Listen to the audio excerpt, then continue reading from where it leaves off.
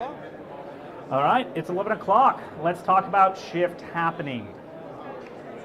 Okay, basically this is going to be a quiz. So, I need participation with the people that are here. I need participation. What is the biggest bottleneck in DevOps? Testing. Testing? Testing. I didn't catch it. So, seems to make sense. Testing is the biggest bottleneck in DevOps. Survey was done. 63% say QA is the biggest bottleneck in DevOps. It's not development, it's not ops. Obviously there's bottlenecks around, but by far the biggest bottleneck is in testing. Now, why is that? Why is that? 70%, and the hint is it's not automation. Anyone have an idea of what that could be? Anyone want to win? All right. It's hint, not automation. If it's not automated, it's manual. Okay. So 70% of all testing is still manual. Now I've been doing this for probably about 20 years. And I've been using just about that same stat for this long, even though we've been doing automation for a very long time. But 70% of all testing is still manual. Why is that? People are focused on automation in the wrong spot. They're focused on automating at the UI level. And there's nothing wrong with automating at the UI level. But when that's your sole focus, what happens when the UI changes? The automation breaks. Then you're not going to go back and redo all those tests with all the automation that broke. Right? So then you're just going back to doing manual. So what you have to start doing when it comes to testing is you have to start going deeper. You have to start doing API testing. You have to start understanding the code. You have to get a deeper understanding of the services and products that you're working with in order to get testing to go faster. And APIs are more stable. Stable is very good for automation. It's easier to automate the API level. They're simpler tests to run, and they don't break as often. They don't change as often. And even when an API does change, if you do APIs correctly, there's backwards compatibility. So your tests still run and still function. So testing down at the API level.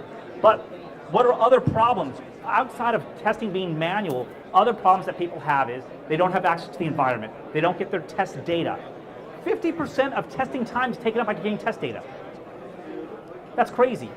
Test data management tools exist. They're out there. You can help get all of your test data by using test data management tools. And you shouldn't have to ever worry about the environment. Virtualizing parts of the environment and making the rest of your environment ephemeral so it comes up and down, as opposed to having to go to a team and ask them to set up an environment for you, and then you keep a whole testing environment set up at all times. That's a huge cost, and only a few people have access to that testing environment. And when one person is doing tests, no one else can use that environment because you don't want to mess the environment up. So there's a lot of pieces that are slowing down, and the reason why QA is still the bottleneck. All right, next question. All right, these are activities, tests, documentation, customer validation, setup releases, stand-ups. It's not a marathon. Okay, so it's people, someone over here. It's the Agile team. These are the tasks that Agile teams do, right? So now, inside of a 2-week sprint, all this has to get done. If you're doing Agile correctly, all of this has to get done within this 2-week sprint. That's a lot to get done. And hence, why I say shift happens. Because all this is loaded up, and really, shift happens. It's funny, shift happens. So, coding, testing, validation, all this has to get done because at the end of 2 weeks, you should have a product that is releasable. Now, it's not a full product. It's a feature, it's a function, but it should be releasable. Not saying it gets released. It should be releasable at the end of 2 weeks. So, when we talk about this, on average, how many hours a week do developers actually code? Not do developers do work, how long do they actually code? 20. All right, we got 20. What? 6. All right, we got 6. Oh, I don't have it here. Here, for the 6, here you go. Here you go. It's not exactly right, but it's close enough. On average, it's 8 hours. 8 hours a week is all developers generally get to do actual coding. Why? Because of the shift that's happening. Because shift happens, right? Now, what do you have to do? QA people have to help alleviate the shift, right? We cannot wait to do end-to-end testing at the end. We have to come in and help do the API testing, do the performance testing, the functional testing, all that testing that happens. We, as QA people, have to help alleviate some of that shift so that developers can get back to doing what they used to do, which is coding, and not doing everything else on the list. So this isn't a developer, this should be the agile team, and QA testers need to be part of that agile team, part of the sprints, part of the stand-ups. Yes, shift happens. Okay, fantastic. Now, one of the things that has to happen is, if you look on the slide, it shows development. And in development, the testing is part of it. It's not a separate piece. It's not something you hand off. You don't hand off testing. It's all together. It's not saying that the developer does the work. No. But it's saying it has to be done at the same time in sprint. So you have the testing and the development done hand in hand. It's the only way you get it all done in 2 weeks. You should not be having hardening sprints. If you're doing sprint, hardening sprint, all you've done is you've chunked up waterfall. So you have to think of it that it's continuous, that you're constantly testing, and it's not just testing, it's really validation. Because testers in general try to find bugs, right? It's really validation. You want to validate, is the requirement correct? You want to validate, is what the developers wrote correct? And then you want to validate that what got put in production is the right thing. It's continuous validation, not really continuous testing.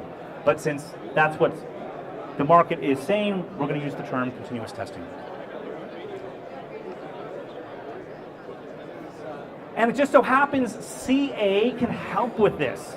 We have tools that will help with the virtualization of your environments. We have tools for test data management. We have tools for your performance testing. We have tools for your functional testing, your API testing. We can help with your monitoring in production so you get the feedback loop. If you don't have the feedback loop, you can't do continuous testing properly.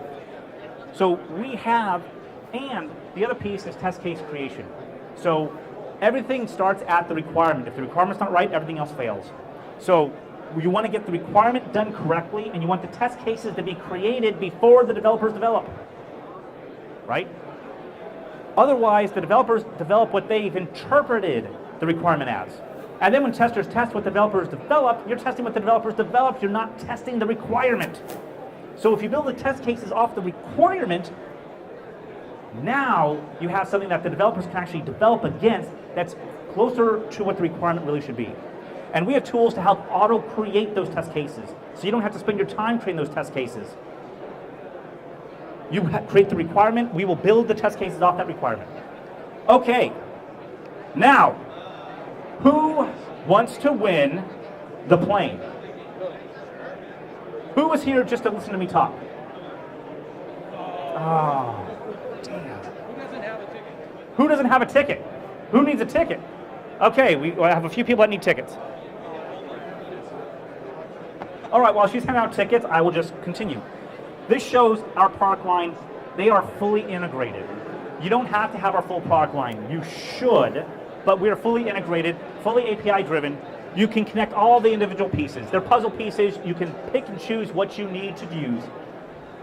And in the middle, Continuous Delivery Director, it's the orchestration from requirements all the way through to production. You can check exactly where your project is, what requirements are being worked on, what's actually got released. You can see the whole thing, and it is an automated orchestration engine, so it'll kick off all of your testing, all of your security, performance. It'll kick off what you need to, and it has governing gates.